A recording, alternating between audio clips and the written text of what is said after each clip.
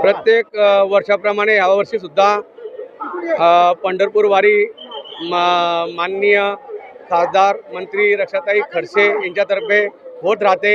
हे यांच्या सौजन्याने प्रत्येक वर्षी पंढरपूर जाण्या येण्याचा खर्च स्वतः करत राहतात आणि प्रत्येक वेगळ्या भाविकांना दर्शन देत राहतात। हा फार महत्त्वाचा उपक्रम आहे त्यांच्या उपक्रमाला आमच्याकडून शुभेच्छा आणि भाविकांना बी शुभेच्छा। जाऊन परत देवाचं दर्शन घेऊन परत आपल्या महाराष्ट्रासाठी पाणी मागावं हे सांगून जय हरी विठ्ठल।